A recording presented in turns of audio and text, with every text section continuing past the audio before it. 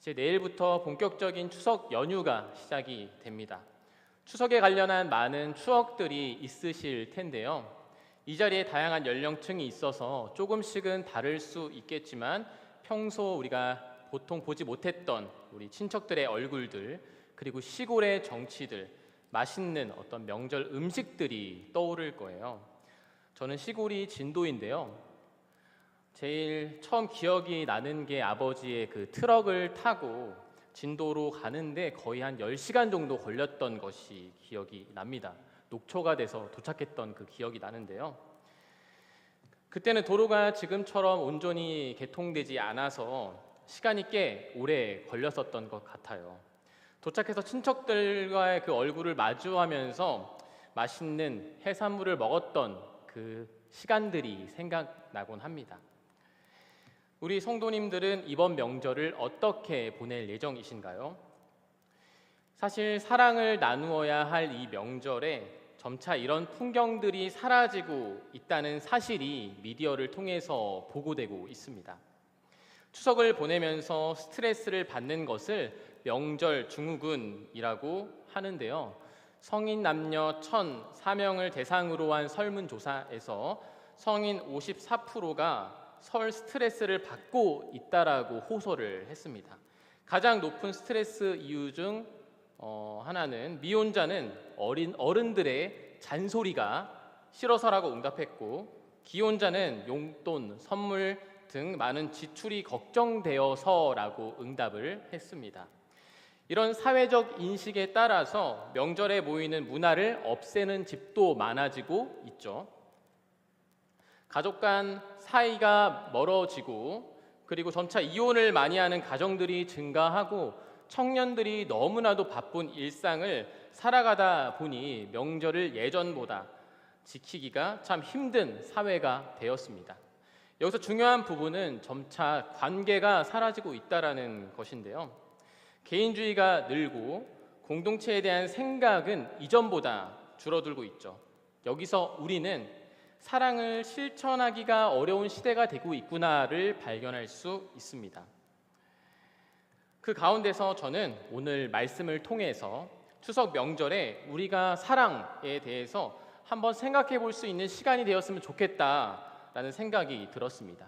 개인과 공동체를 바라보는 바울의 마음, 그리고 예수 그리스도께서 보여주셨던 그 사랑을 생각하면서 오늘 말씀을 함께 나누고자 합니다. 오늘 말씀은 여러분들도 굉장히 잘 알고 있는 부분이죠. 고린도전서 13장 하면은 사랑장이라고 불리우는 성경입니다. 우리는 이 본문을 생각할 때 왜 바울이 이 본문을 썼을까라는 생각을 우리가 할 수가 있어요. 특히 사랑이라고 하면은 그 감정적으로 이 본문을 해석하는 경우가 좀 많아서 더 그런 것 같아요. 항상 편지란 거는 의도를 갖고 쓰게 되는데, 우리 먼저 이 13장을 연결하고 결론을 내리는 것 같은 인상을 주는 어떤 12장을 우리가 먼저 살펴볼 필요가 있습니다. 한번 12장을 보시면요, 12장 1절에 보시면 신령한 것들에 대해 설명을 하고자 합니다. 바울이 왜 신령한 것들에 대해서 이야기를 하고 있을까요? 바울이 교인들이 신령한 것들에 대해서 몰랐거나 아니면 신령한 것이 무엇인지 착각하고 있다라는 추측을 할 수가 있습니다. 우선 교인들은 성령의 것, 그러니까 은사를 경쟁적으로 남용하고 있었던 것 같다라고 우리가 생각할 수가 있어요. 특별히 예언과 방언에 대해 올바른 이해가 부족했던 것 같아요. 예배의 질서, 공동체의 질서가 어긋나는 것은 바로 이런 방언을 강조하고 은사를 강조하는 어떤 은사주의에 대한 어떤 충돌이 있었던 것 같습니다. 바울이 12장 13장에서 그 겉면을 하고 있는데요, 12장 3절을 보시면요, 그 명확한 기준을 뭐라고 제시하고 있나요? 바로 예수를 주로 시인하는 거예요. 이는 신령한 것들을 구별하는 기준이라고 교훈하고 있습니다. 예수 그리스도의 뜻을 하나 되어 따르는 공동체여야 한다는 거죠. 예수 그리스도로 말미암아. 하지만 그 고린도 교회는 이 문제에 대해서 자유하지 못했던 것 같습니다. 공동체가 이 와야 될 우려가 가장 큰 요소는 바로 어떤 교만이라고 할 수 있을 텐데요. 여기서 우리 한 가지 또 생각해 볼 수가 있습니다. 유대인에게는 자신들만 선택받았다는 무엇이 있었습니까? 선민 의식이 있었습니다. 그래서 이방인과의 어떤 가장 큰 다툼은 이런 선민 의식으로부터 출발을 하잖아요. 반면에 은사주의도 그런 교만한 가능성이 계속해서 있죠. 바울은 근데 그것이 아니라고 말합니다. 12장에 성령의 다양한 은사들을 설명하면서 예수님, 성령, 하나님, 삼위일체에 대해서 바울은 설명을 하고 있는데요. 바울이 말하는 삼위일체는 이 성도들에게 어떤 의미를 가질까요? 바로 협력이죠. 협력. 온전하게 삼위일체가 되기 위해서는 서열이나 위계가 없어야 돼요.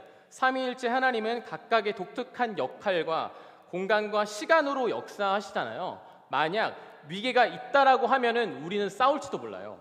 하나님 파가 있고 예수님 파가 있고 성령님 파가 있을 거예요. 이것을 우리에게 대입을 한번 해보면요, 우리도 마찬가지로 각 사람마다 경험이 다르고 살아온 환경이 다 다르죠. 또한 은사가 다르고 이에 따라 봉사하는 직무 또한 당연하게 달라요. 이때 우리가 하나가 되기 위해서는 무엇이 필요합니까? 서로를 향한 온전한 존중과 이해, 사랑으로 하나 되는 어떤 삼위일체의 모습으로 우리가 나아가야 한다는 거예요. 이것이 바로 협력하여 선을 이루는 모습인 거죠. 12장에서 왜 이런 이야기를 계속하고 있냐면요, 이제 31절에서 그 정체가 드러납니다. 함께 읽어보겠습니다. 12장 31절 같이 읽어보겠습니다. 시작. 너희는 더욱 큰 은사를 사모하라. 내가 또한 가장 좋은 길을 너희에게 보이니라 라고 이야기하고 있어요. 바로 그렇습니다. 은사를 분별하고 올바르게 사용할 수 있는 것이 무엇일까요? 바로 사랑이라는 거예요. 이렇게 보면 바울에게 하나님께서 허락해 주신 어떤 이 글쓰기의 재능을 좀 볼 수 있는 것 같아요. 글을 읽는 당시에 교인들은 바울이 궁극적으로 말하고자 하는 내용이 뭘까라고 더욱더 새겨들었을 겁니다. 그러니까 사랑을 예찬하고 있는 바울은 고린도 교회를 올바르게 세우기 위한 유일한 방식, 바로 사랑을 강조했습니다. 어떤 신학자는 사랑이란 개인이 주님께 헌신하는 행위이고 이 사랑은 주님을 떠나서는 이해되지 않는 행위다라고 말했습니다. 주님께서 우리에게 전부를 쏟으신 그 사랑을 경험하면서 우리도 그 사랑이 무엇인지 깨닫고 실천해야 한다는 어떤 다짐과 결단을 우리가 하게 되죠. 저는 12장에서 이야기하는 부분들이 이제 사랑을 이야기하기 위한 과정이었다라고 우리가 볼 수가 있는 것입니다. 우리가 13장에서 이제 한번 같이 보기를 원하는데요. 1절을 보면은 천사들의 방언에 대해서 이야기를 하고 있습니다. 왜 이야기를 시작하면서 천사들의 방언으로 이 13장이 시작할까요? 왜일까요? 그리고 심지어 이 말씀은 바울이 칼을 갈고 극단적으로 말하는 것 같은 인상도 줍니다. 사랑이 없으면 아무런 쓸모가 없다라고 말하고 있거든요. 이는 고린도 교회에서 가장 높이 평가받는 은사가 방언이었다는 것을 유추할 수가 있습니다. 그러니까 방언을 한다고 이제 거들먹거리는 그러한 사람들이 있었음이 분명해요. 우리나라도 방언을 성령의 운동의 역사라면서 강조했던 시절이 있었죠. 흔히 이런 말이 있었습니다. 한국교회의 간판은 다 장로교회인데 문을 열고 들어가면은 다 순복음교회다라는 말이 있었어요. 이러한 방언 열광주의가 결국 배출했던 것은 어떤 사람들이 이렇게 주장을 합니다. 방언을 못하면 구원이 없다라는 어떤 극단적인 사상도 있었습니다. 고린도 교회도 비슷했던 것 같아요. 어떤 교인들이 천사들의 언어를 아무리 사용할지라도 그 기반에 사랑이 없다면 그것은 아무런 의미가 없다라는 것입니다. 더 나아가 사랑 없는 마음에서 나온 봉사와 헌신, 그리고 모든 은사는 빈 껍데기에 불과하다라는 것이죠. 이어서 바울은 예언하는 능력과 내 몸을 불사르게 내주는 그런 자기 부인에 대해서 이야기를 하고 있어요. 여기서 예언이라는 뜻은 종말의 시간에 일으키시는 구원과 관련된 신비스럽고 감추어진 진리를 말하는 은사예요. 가만 보면 누군가는 이게 민감하게 주님의 뜻에 반응하는 사람들이 있어요. 세상의 모습을 보면서 주님의 말씀을 갖고 잘 해석하는 은사를 가진 사람들이 있다라는 건데요. 이러한 생각할 거리를 던져주는 사람들을 보면은 참 부럽죠. 그런데 이 또한 사랑이 없으면 아무런 쓸모가 없다라고 말합니다. 그렇다면 사랑의 정체는 무엇입니까? 사랑의 정체, 바로 예수 그리스도의 그 십자가 사랑이죠. 이는 세상을 구원하신 사랑이고 평등한 사랑입니다. 그 사랑이 주어지는 건 은사나 능력의 그 기준이 있지 않아요. 그러므로 그 사랑만이 우리를 온전히 일치시킬 수 있는 것입니다. 생각해 보세요. 만약 은사의 레벨이 있고 그 레벨에 따라서 믿음과 신앙 수준을 결정한다면 기독교는 굉장히 불행한 종교죠. 그 은사를 얻기 위해서 기도해야 하고 은사가 없는 이들은 공동체에서 내가 차별을 받는다고 생각할 수 있기 때문이에요. 그럼에도 불구하고 어쩔 때는 자신이 은사가 없다고 낙심하는 형제 자매들에게 우리는 뭐라고 이야기를 해줘야 합니까? 더 중요하고 충분한 은사가 있다라고 말해야죠. 그것이 무엇이죠? 바로 사랑의 은사입니다.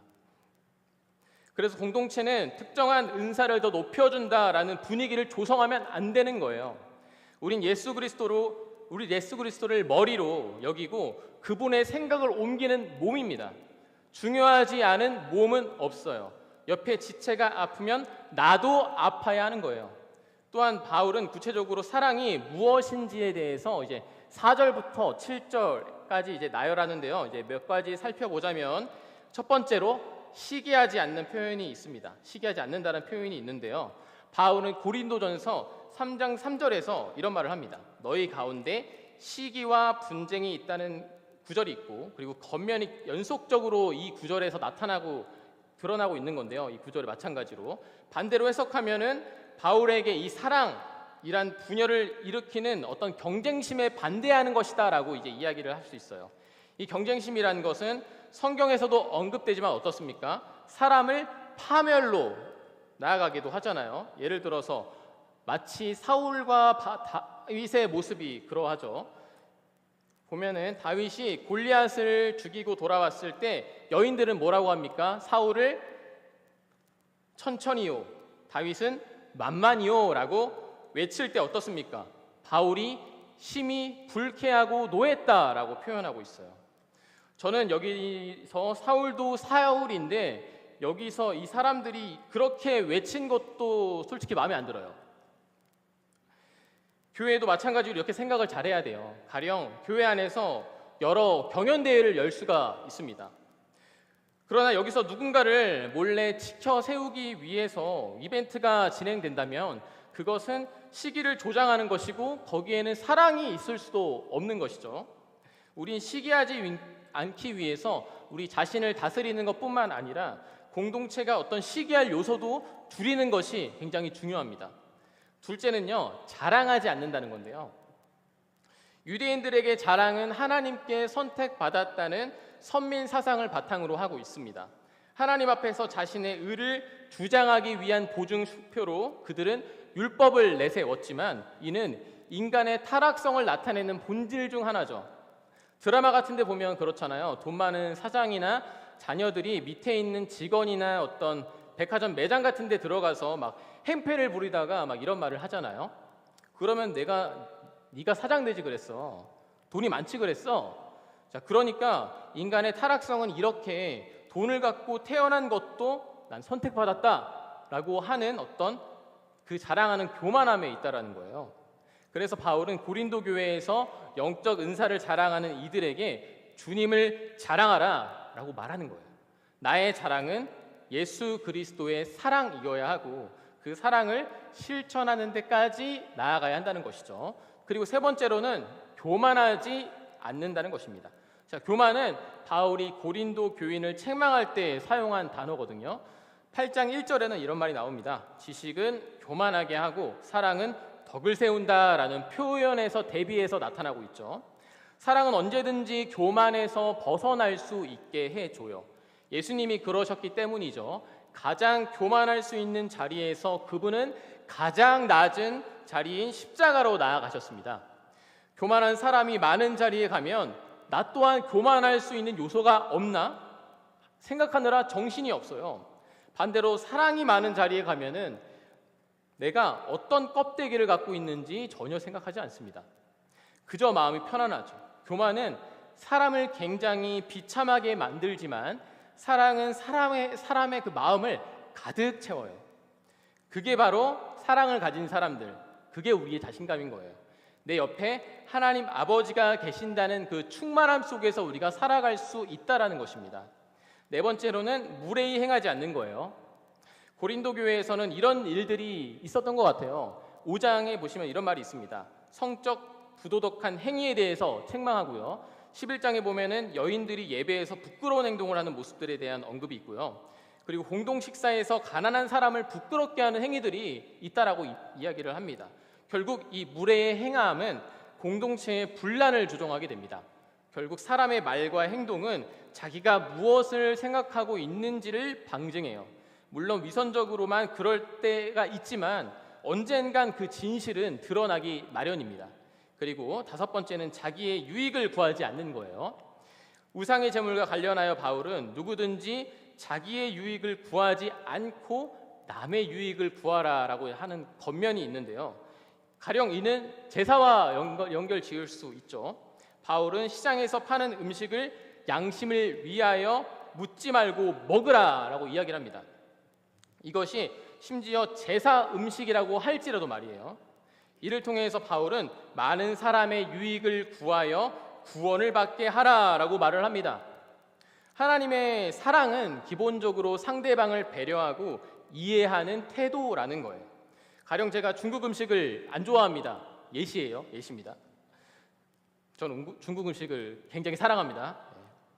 그럼에도 와이프한테 그거를 티 내지 않고 맛있다고 막 먹어요. 그런데 어느 날 와이프가 제가 맛이 없다라는 것을 누구를 통해서 제가 얘기했는데 알게 됐어요. 그럼 어떨까요? 와이프 입장에서 참 고맙죠. 나를 사랑하니까 이렇게 싫어하는 것도 함께 해주는구나라고 생각할 거 아니에요. 나의 유익이 아니라 남의 유익을 추구하는 이 배려와 친절이 바로 예수님께로 이어갈 수 있는 어떤 구원의 방주의 역할을 하는 거예요. 자, 계속해서 우리는 성내지 아니하며 악한 것을 생각하지 아니하며 불의를 기뻐하지 않는다와 같은 이 부정적인 얘기 속에서 가장 중요한 사랑의 본질이 무엇인지 7절에서 나타내고 있습니다. 7절에서 사랑이 4번씩이나 사용이 되고 있습니다.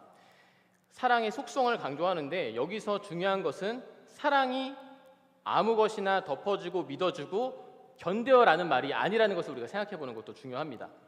바울은 사랑이 단순히 모든 것을 용납하는 것이다 라고 말하지 않습니다. 고린도 교회에 편지를 쓴 이유는 무엇이에요?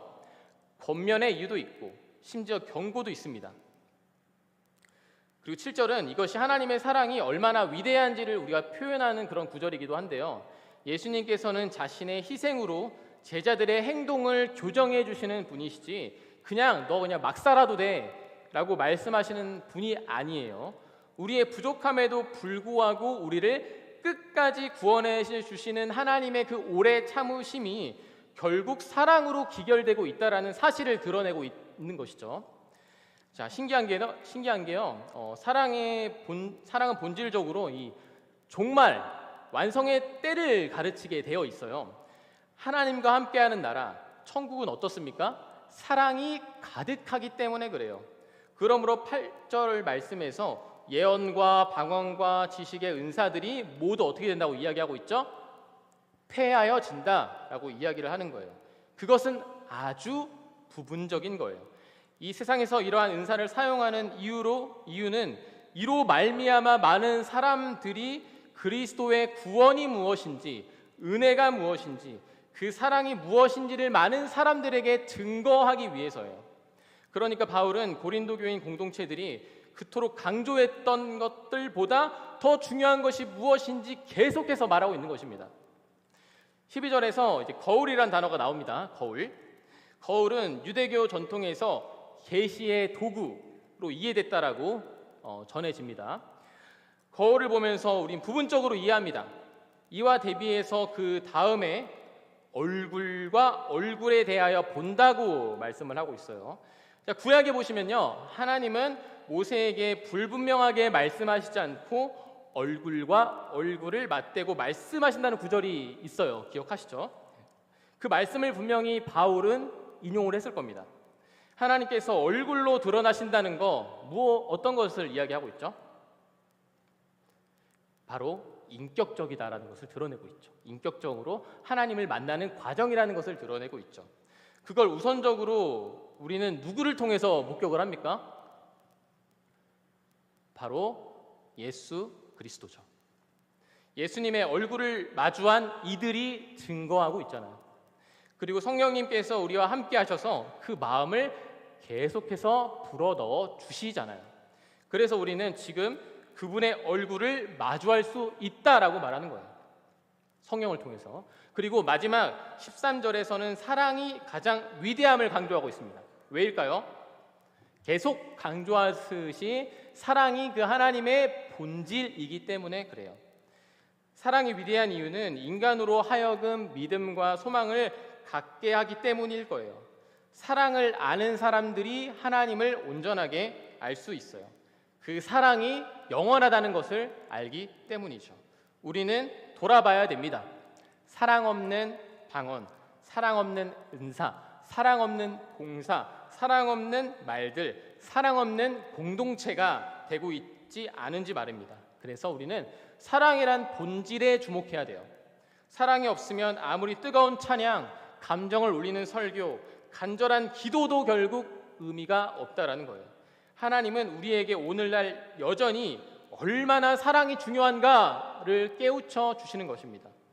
우리가 서로 사랑해야 예배를 기뻐 받으시는 분이십니다.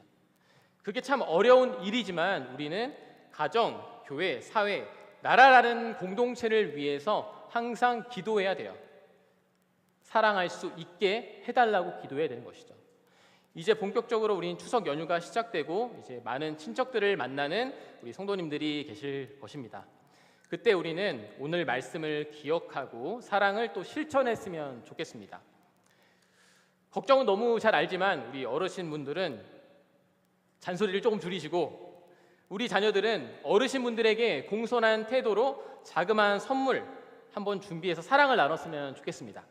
그리고 서로가 사랑의 마음을 담은 편지와 따뜻한 말 한마디를 통해 믿지 않는 가족들에겐 전도의 기회 혹은 사랑이 깊어지는 시간이 되어지기를 간절히 소망합니다. 우리가 잊지 않아야 할 이 사랑의 본질을 말씀 속에서 찾고 실천하는 우리 모든 하나님의 자녀로 살아가시는 시간 되어지시기를 간절히 기도하고 소망합니다. 기도하겠습니다.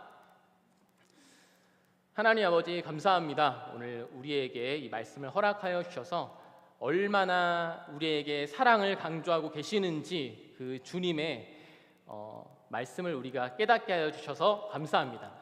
우리가 더욱더 사랑을 깊이 우리 마음속에 새기고 예수 그리스도의 은혜를 생각하면서 이 추석 연휴 하나님의 사랑을 증거하고 구원의 은혜를 함께 나눌 수 있는 그런 추석 연휴 될 수 있도록 주님께서 함께하여 주시옵소서. 감사드립니다. 예수님의 이름으로 기도합니다. 아멘.